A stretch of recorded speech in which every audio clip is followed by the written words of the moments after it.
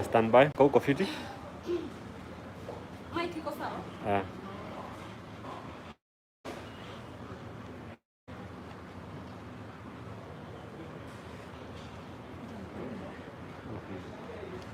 Twende. Twende. The only qualification you need for you to conserve the environment is the fact that you live on this planet. My name is Anita Soina, environmental warrior, climate change activist. Catch me this Wednesday on the Millenial On The Move. So final take. Millennial on. Catch me this Wednesday on Millennial on the.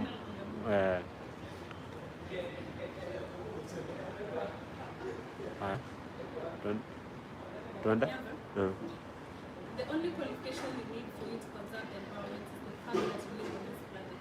I am Anita Soina, a 20-year-old environmental warrior, climate change activist. Catch me this Wednesday on Millenial On The Move. Wambie keep it locked. Haiko sawa. So mwaka unipe next nini? Haiko sawa. Just maintain. So tunaweza pata hapo. Nataka another take. Tupate nini? Another angle.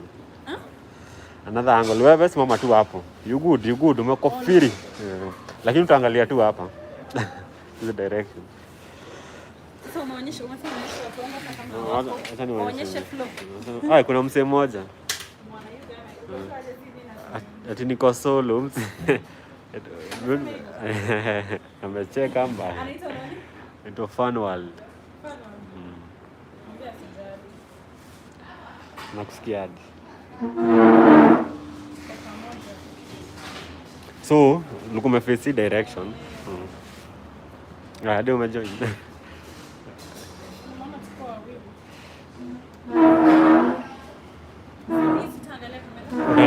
Utangalia hivi. Utangalia kamera ya simu. Nilipeni niongeze watu.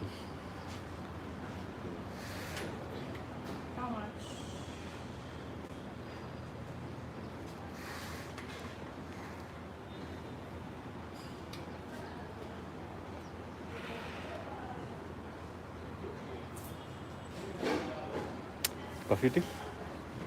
Haya. Oh, sawa. Tuanze from the tops. Usishtuke hata ukikosa kusema the same news usishtuke. Sawa. Si lazima upate the correct ni yenye ulisema ya kwanza, but wacha flow tu. Tuende. The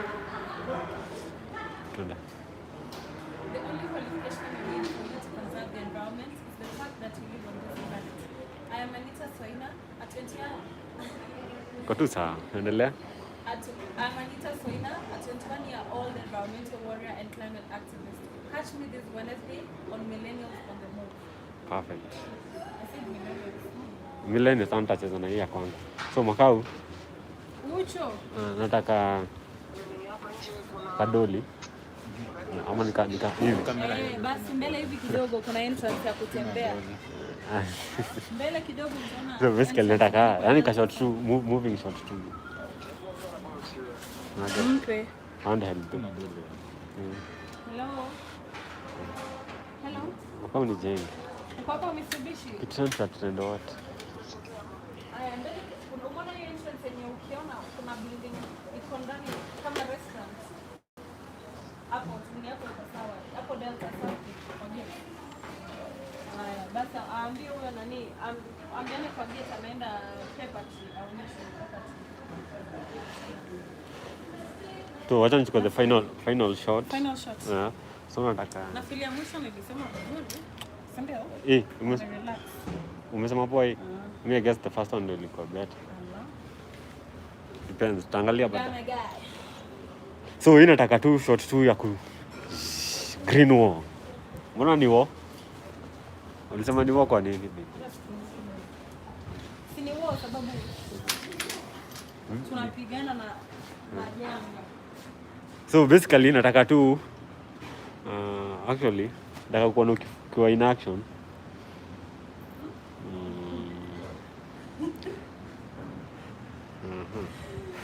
So umeget mwaka unataka kadoli tu. So nilikuwa nataka akiwa busy hapa unajifanya unaangalia hizo plans Na get.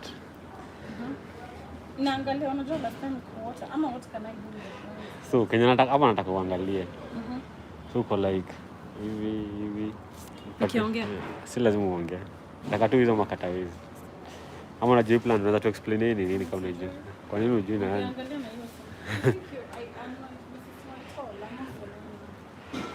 hiyo. So tutachapia tu like inakaa nyoka. So unaweza tu explainia maybe hiyo ni nini? Tuchaocha tu. Una movie hivyo si ati kwa hii tu.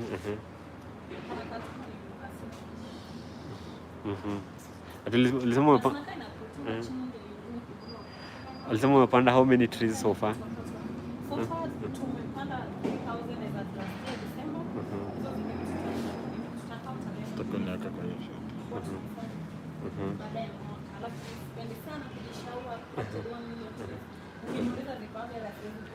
Na mbona ushiki hiyo next? Hiyo next.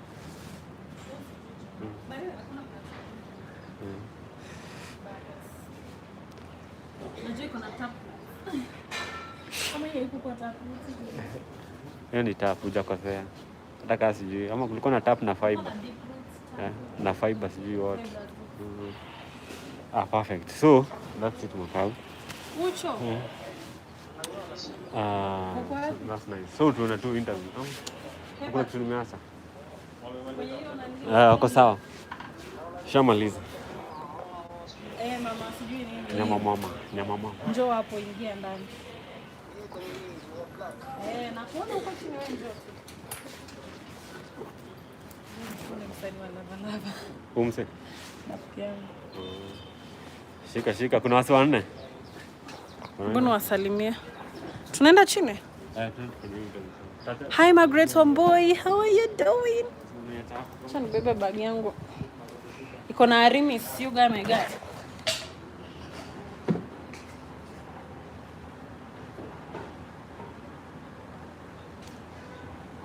Hi Wamboi, who else is here?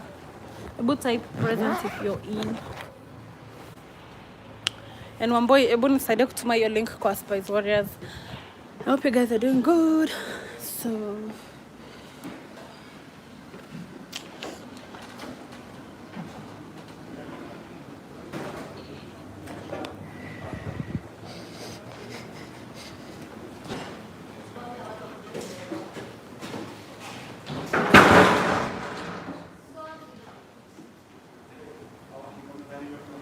nimeshtuka. Akina ni rafiki yangu.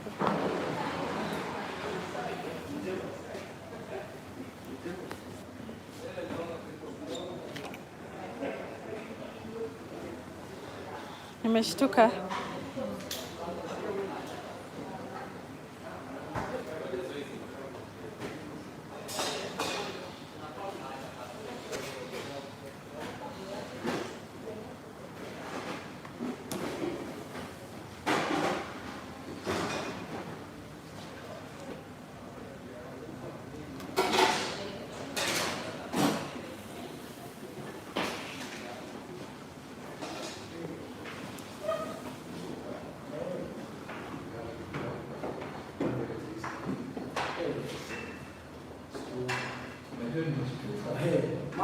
Mbona unaenda?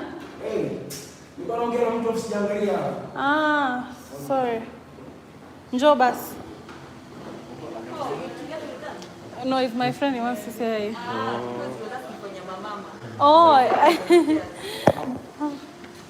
Uko poa? Unaondoka sasa hivi? Kidogo na nasubiri simu. Hi, niaje bro?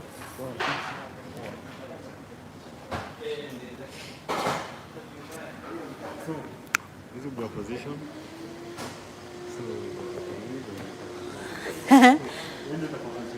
So I'll sit down. Yeah.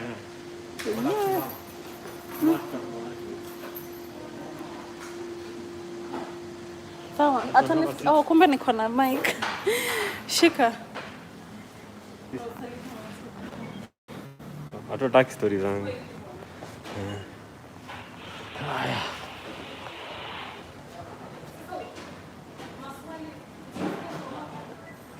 Kali. Sindakumbusha tu kama last time tu.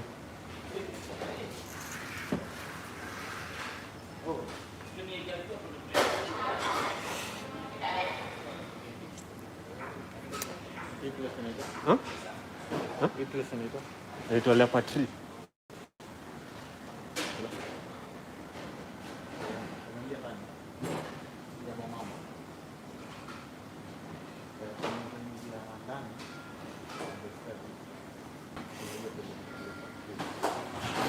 Kwa mlango. Leopard Tree. Aje. Tuko fiti?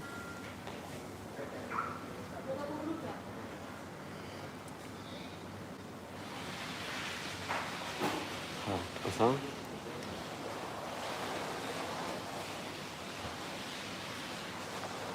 Spice Warrior.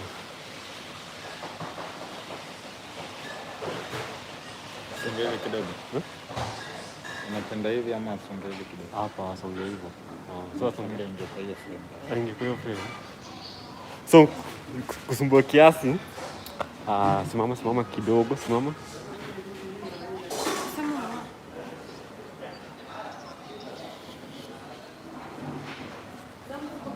Uko aje? Hapa. Siko sawa. Songe hivi kidogo. Tena kidogo. Avoid. Sawa. It's not Kidogo. kids. Which will be itakupea comments.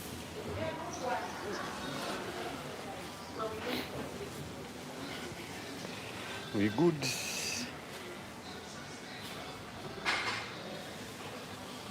Kwa sawa.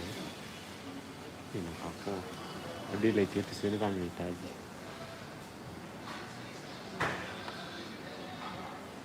Kuja mbele kidogo. Sawa. Mbele kidogo. So, a baby stop mbele kidogo. Kuja hapa like that mbele kidogo. Tena. Kuja. Naona kusumbua. Hapo? Sawa. Have a seat.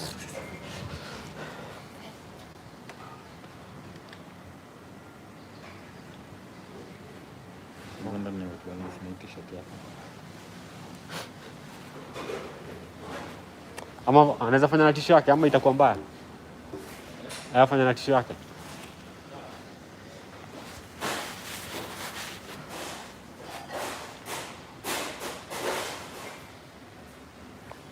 Kama ni mtu alisema nilipenda niongeze dress. Mtu alisema Kuna watu wameheva bana. Tuko sawa? watu wanalala. Plus mimi tunaanga watu wengi. Sawa. Yuko kosa kunitendisha IG wewe. Uko fiti? Kama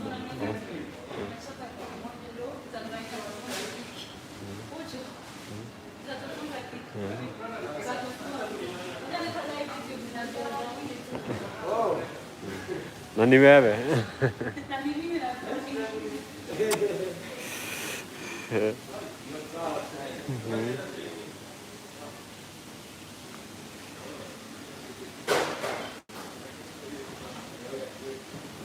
So tunataka tu flow ka last time tu. Kwanza last time ilikuwa very fluent, nilipenda hiyo. Nilipenda hiyo.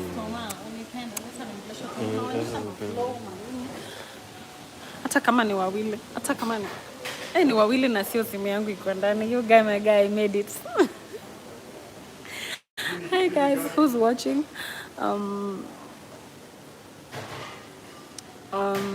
I'm trying to see where I can read the messages from.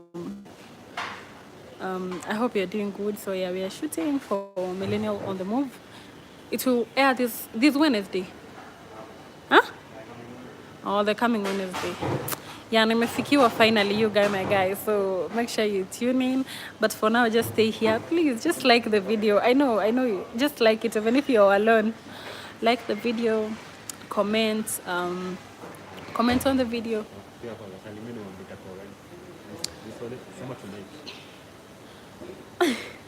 Make sure you tune in to KTN today.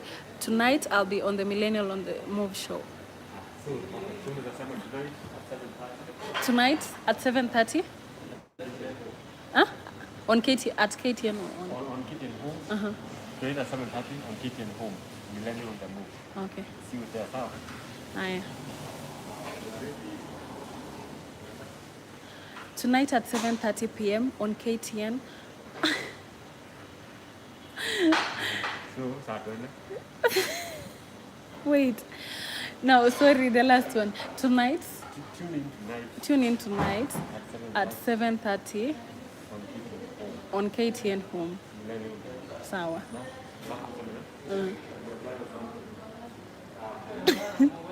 It's hard. Tune in tonight at 7:30 on KTN Millennial on the Move show. Like, it's hard, you guys, my guys.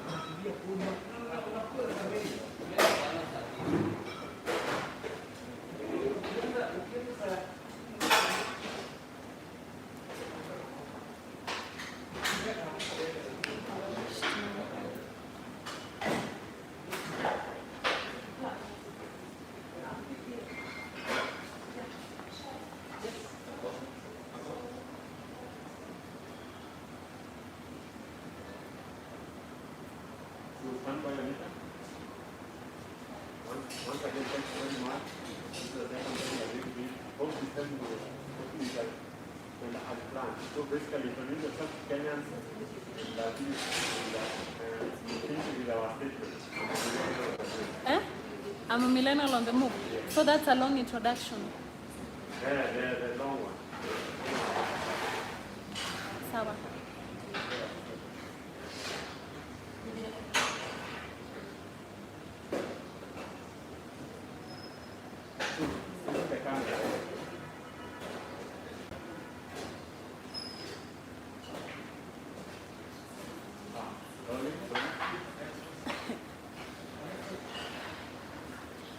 My name is Anita Soina. Hi guys. Unajua guys, unakaa si professional one. Hi, my name is Anita Soina. I'm a Kenyan environmental warrior. Some call me environmental champion. I'm also a climate activist. I am a student at Multimedia University, currently at my final year pursuing a Bachelor of Arts in PR and Corporate Communication.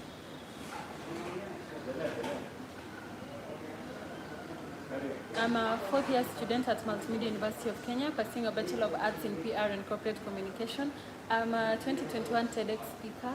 I'm also the founder of Spice Warriors organization that deals with environment conservation and educating young people outside the climate movement on why they need to join the climate movement. I'm also founding director of Spice Warriors Kids, which deals with empowering young children and mentoring young children who love nature, as well as many other small organizations and companies that we are still coming up with in the organization. I am a millennial on the move.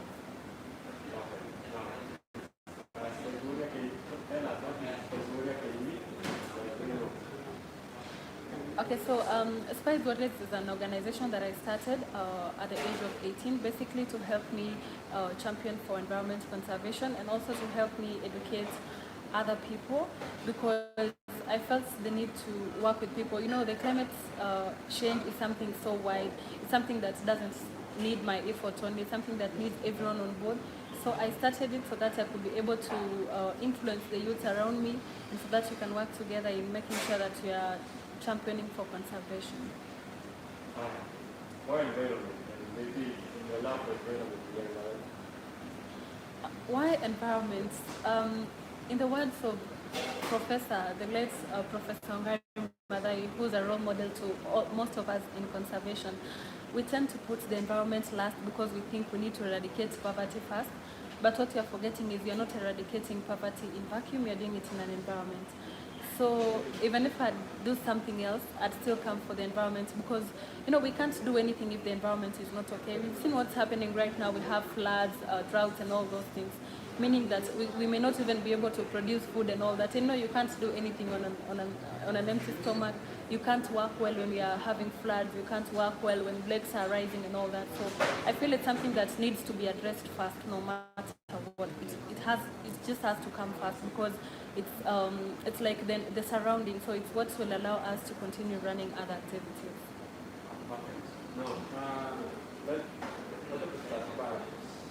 How I started. Taking us a few years back. So tell us how are you going? Maybe the experience going up.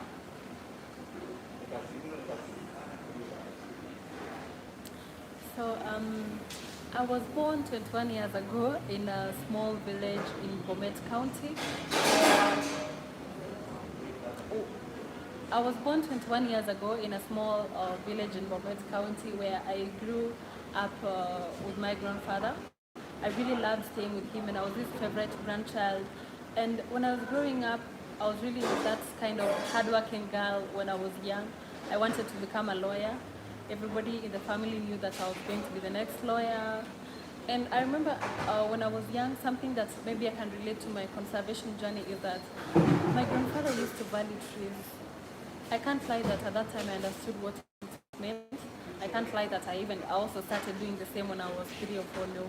But he used to really take care of his trees, and even in the neighborhood, people knew that you can't touch his forest. He had a small forest that people used to steal, and say people used to escape inside there so that they will cut down the trees for firewood and all that. And anytime they'd hear my grandfather was around, it could be messy.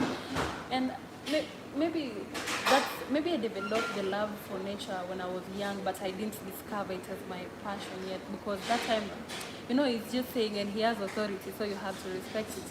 So I grew up, and then I later joined Kaplongas High School in Bomet County, where I was a member of the scouting club, and in my Form 3, I was an official, I was the chairperson of the scouting club, and at this time we had started engaging in community.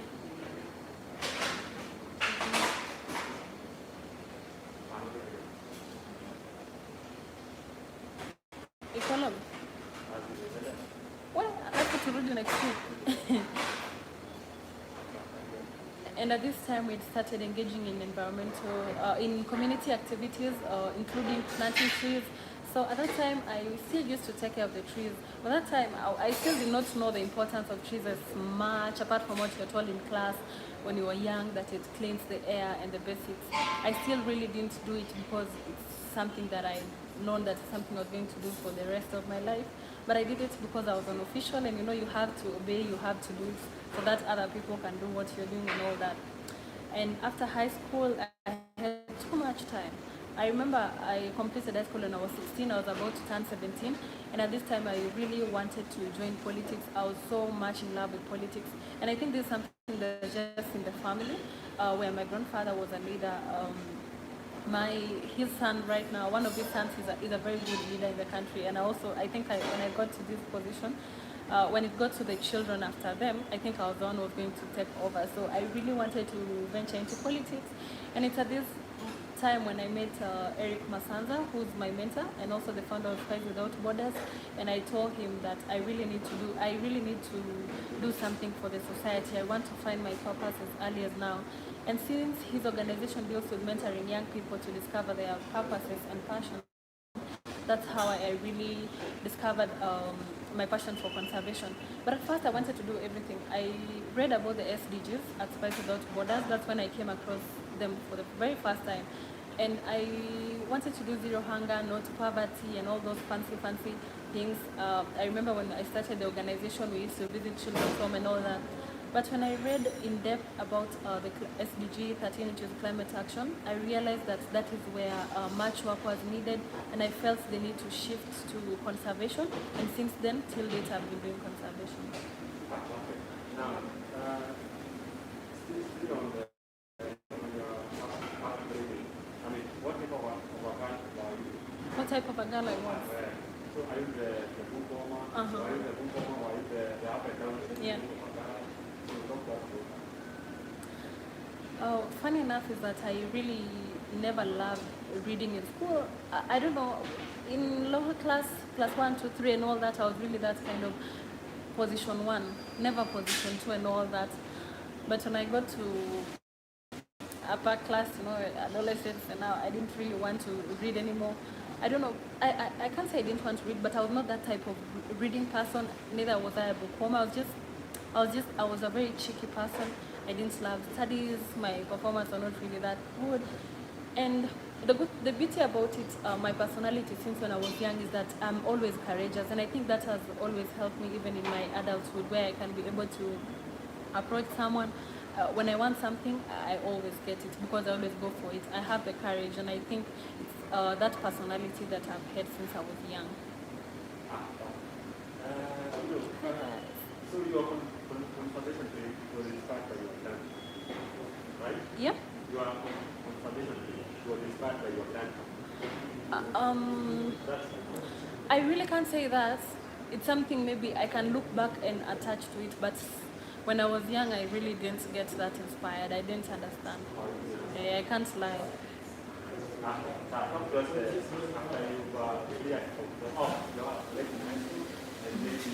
How experience you think that one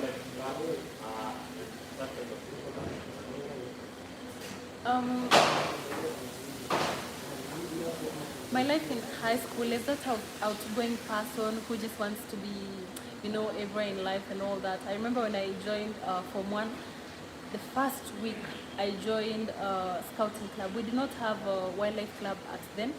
I think we had it when I was in Form 2. So I even didn't join it. Imagine. So that's why I feel like I had not even discovered my purpose, my passion that time. I didn't join the wildlife club when I was in high school. But the fact that I joined Scouting, I was so outgoing. I wanted to go out for the fun kids. You want to go out and meet the boys' schools and all the neighboring schools in school. I was that person who was always finding mistakes. No, funny enough, I visited my principal and she doesn't believe it's me, because when I was in school, I was always known for mistakes, maybe sleeping in church, washing in class and all those things. But I think after high school, everything changed and I became a better person. And sometimes I don't regret anything that maybe I'd have studied hard or something, because if I'd have studied hard, maybe I could be in a low class somewhere just doing something I don't like, because I really don't like studies. I don't like stressing myself. I love doing I like doing what I love doing, so it's easy for me to do it. That's why I went for communication. All right. So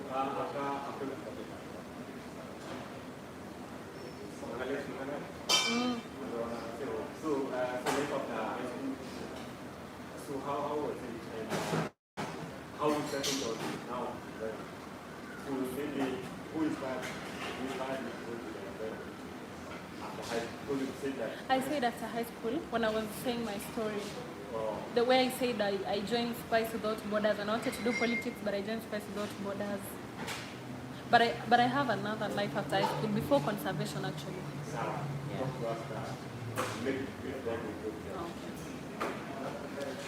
So after high school, I came to Nairobi. Oh my God, thank you to the university, because I don't think I'd be in Nairobi. After high school, I got admitted to Multimedia University, and I was in Nairobi. And before even just getting a direction that's now, I have an organization name, so I need to get people so that we move together. I did a lot of things. I started hustling before I even got to 18. I remember when I just turned 18, I was in a record label where I used to help in managing artists' social media pages. I remember the first time I was asked, "Can you do this?" I said, "Yes, I can do it." I had never done it before, but since you have to make a living in Nairobi and all that, I said, "Yes, I can do it," so that I get trained, and that's how I started. I started working and getting into the entertainment space. That's how some people got to know me. And after that, I moved from the record label. I also went and started working with Guardian Angel, who was a very good boss of mine. He also supported me a lot in tree growing activities, where we used to go, whenever he planned any event, any charity event at a children's home, he'd make sure that I also plant trees, and he would just support me as a boss. And then after that, now I decided to shift and fully focus on conservation because I couldn't mix it. It was so hard that you're working for someone and you're also doing something for yourself. And at the end of the day, I could find myself not being able to deliver for both sides because these are two different fields.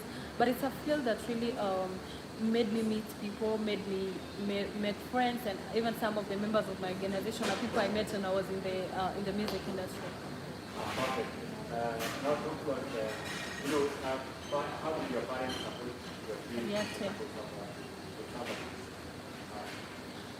so when I came to Nairobi for the first time, the activity that I got involved in conservation that was really public and I made it public all over was a cleanup.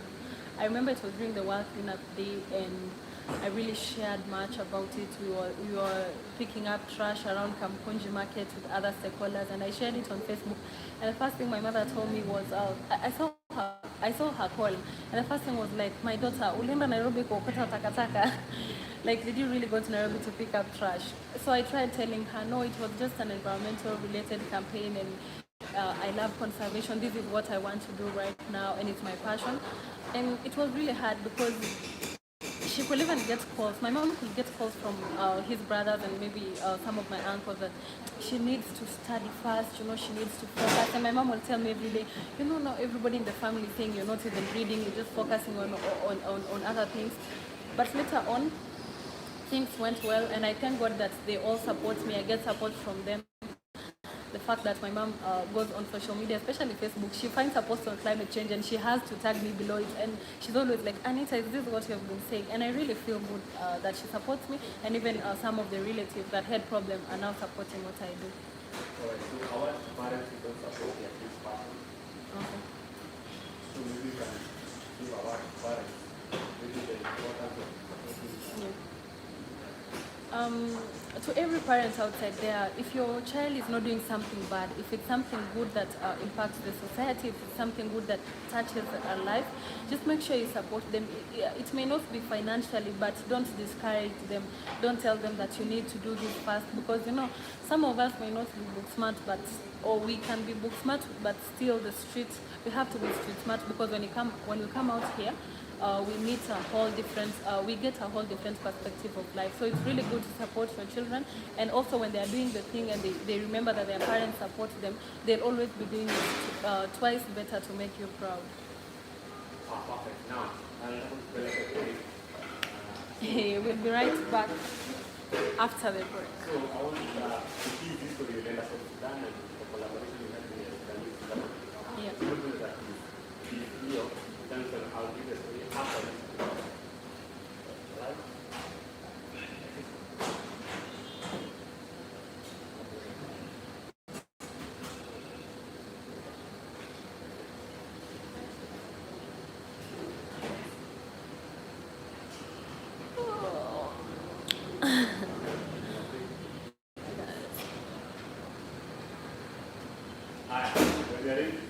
So keep the South Sudan.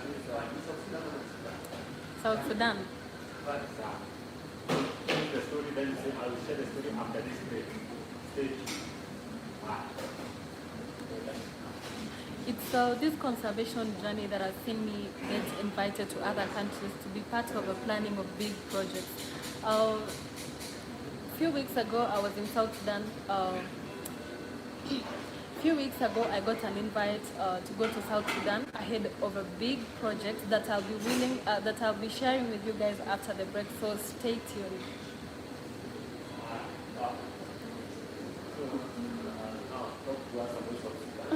Break imeisha.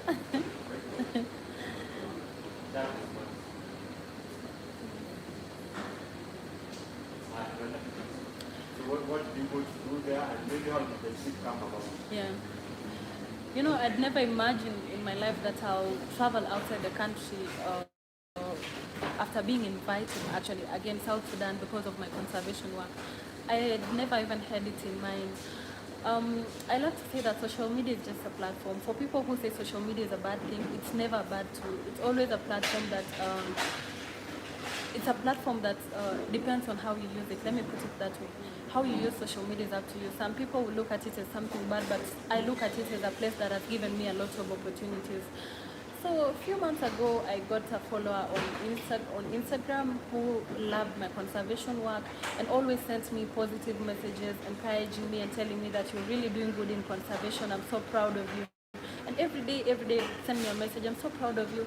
And one day I got a call and I saw because I share my number always. When someone asks for my number on the DM, I always share my number so that people could at least engage, because it could be something positive. So one day I get a call and it's showing me South Sudan, and then I was wondering, so who's this? So I got a call and hi Anita, how are you? We're so proud of what you're doing, and South Sudan is planning to plant 100 million trees. I love your work, I appreciate your work.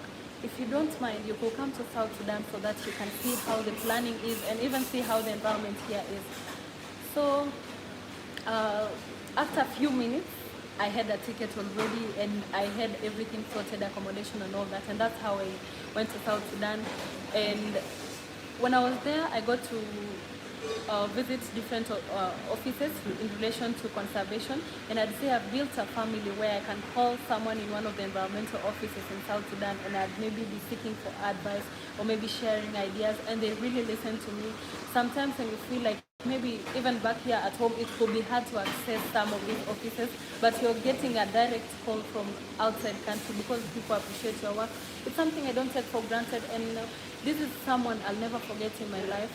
His name is Bolabu. He's really someone that I will always treasure because of the respect and sometimes I feel like he believed in me more than I even believed in myself, and it has taught me a lot.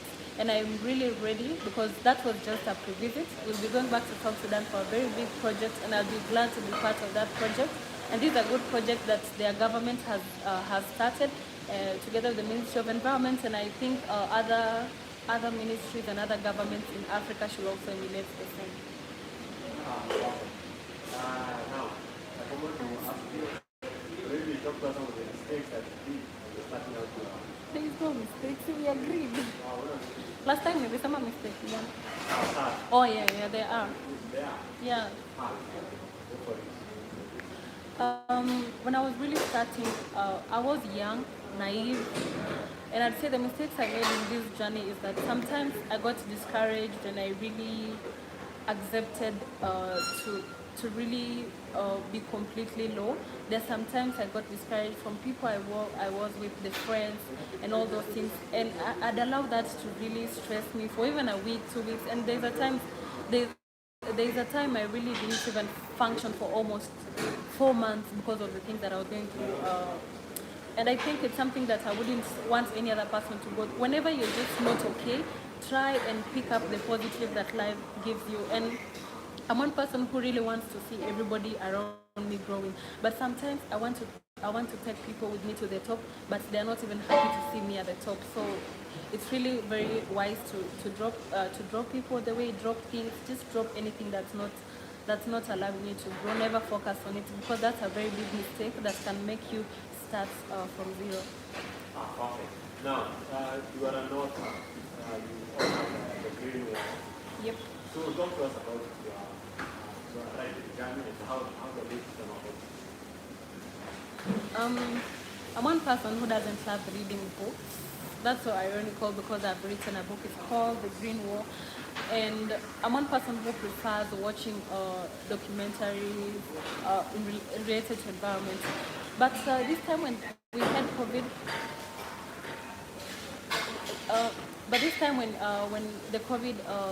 when we had the COVID cases being reported for the first time in Kenya, I remember it was March or around February, late February to March 2020. That time I was so indoors, I couldn't do anything. Gatherings were banned. We couldn't now go out and even and have the gatherings that we normally have when planting trees. So I just decided to do something. I really didn't start it as a book. I used to write stories. I remember when I was writing a story about Vanessa Nakate, who's a Ugandan climate activist who was once discriminated for being black in an international forum. I was writing it so that I could put it on my website. So this time I have a new website and I'm writing articles for my website. And then I thought about it, why shouldn't I just combine these? And then I met an editor. So I met a friend who told me he edits book. Then I had to think about how I can write a book because I already have an editor, and that's how it came about. And also when I was writing the book, I felt like I needed to write a book that is not voluminous. A lot of conservation books are so big that if you're not really interested in conservation, you may not be interested to read a voluminous book. So I wrote a small book that okay, everybody who's read the book tell me that when they read the book, they find themselves like they can be able to fit in my shoe. They're able to understand why I'm fighting for a better planet. They're able to understand why climate change is an issue, and they're able to see it from our perspective. Because there's a story, there's one chapter called Climate Anxiety. It's something that's really affecting most of us in conservation. You'll be working so hard, but sometimes you feel like your efforts are bearing no fruit, or the people who are in better policy influencing positions are not doing anything, and then you're so scared, you're worried when you just think about the effects and look at how people are already affected, and you're not even, you start to function not really well, and you're thinking so much about it, you're so stressed. And it's something that many people who have read the book have felt it, I'd say felt it in a way, and it has